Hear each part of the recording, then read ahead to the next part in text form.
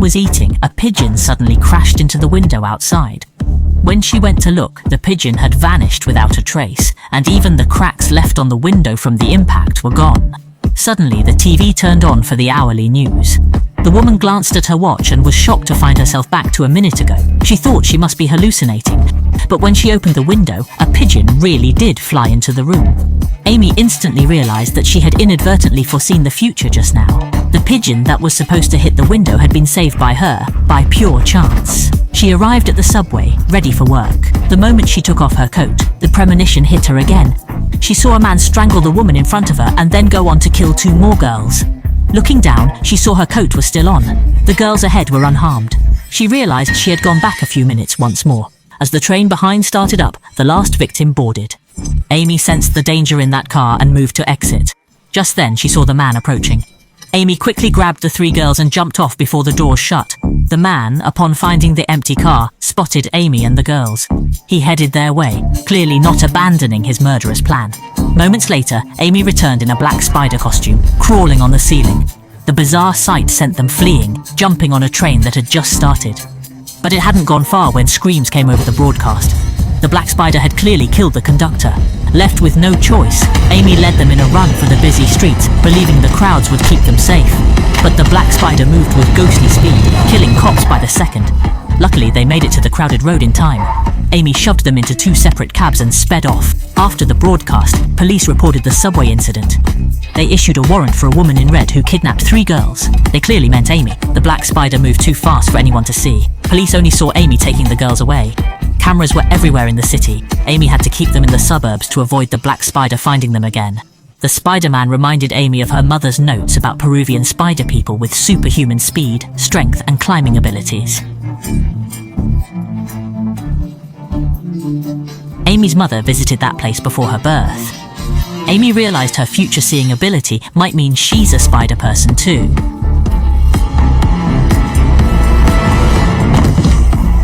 That night, Amy returned to the woods to hide the girls at a friend's house, but found they had all vanished. She found the mischievous group playing with thugs at a nearby restaurant.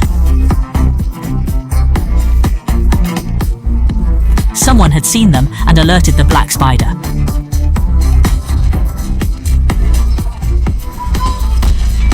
The black spider killed the blonde girl instantly, blocked Amy's attack, and threw her aside. He grabbed the black girl's neck, injecting venom through his arm, killing her too. Amy attacked with a fruit knife to protect the last girl, but was killed by a counterattack.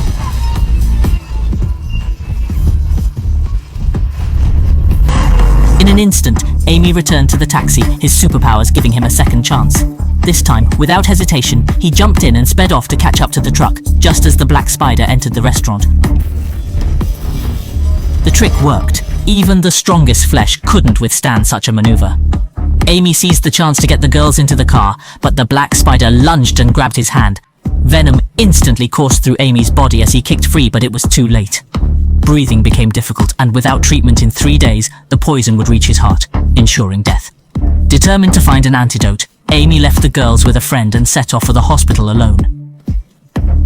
Following his late mother's notes, he found the Spider-Man remains she had discovered years ago.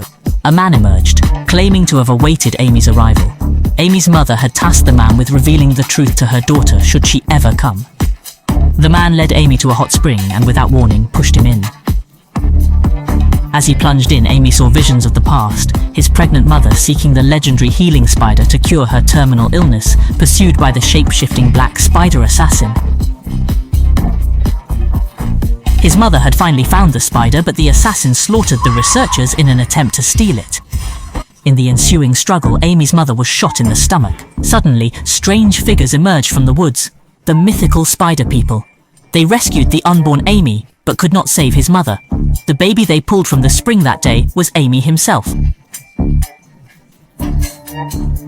Under Spider-Man's tutelage, he also obtained the superpower of the sixth sense. Meanwhile, the man who stole from Spider-Man gained his abilities but was cursed in the process. He dreamt that 10 years later, 3 women dressed in spider suits would free him. Deciding to preemptively strike, he used a computer to analyze the identities of the 3 women and began hunting them down. This is why the black spider relentlessly pursues and tries to kill the three women, because he has fully awakened and can now control his perception of future events at will. He resolved to immediately return and prevent the black spider from intervening. At that moment, the black spider, using the Sky Eye system, discovered the whereabouts of the three women. He ordered his minions to integrate with the traffic system, turning all intersections green, effectively trapping the girls in their car. The black spider then descended from the sky to personally handle the situation. At the critical moment, Amy successfully blocked the black spider's bomb, but the damage wasn't enough to defeat him. Knowing they had to make a break for it, Amy took the girls to an ambulance and sped away from the scene. As the black spider nearly caught up, Amy instructed the girl to aim the cardiac pacemaker at the roof of the car. Although her physical abilities were not superior, Amy could anticipate and counter through her precognitive powers. Nevertheless, the ambulance suddenly stopped and could not be restarted. Amy had to focus and use her foresight to envision numerous possible scenarios. She finally devised a method to combat the black spider, alerting the police via walkie-talkie in advance. Then she led the girls to a nearby fireworks field and without hesitation ignited all the fireworks, causing a series of erratic explosions. What appears random to the average person is a predictable sequence to Amy. He successfully used explosions to blast the flying spiders away. He then had the girls duck down, waiting for another blast to clear more spiders. They finally reached the house, just as Amy predicted. The rescue chopper arrived too. He grabbed a metal sheet as cover, easily catching incoming fireworks.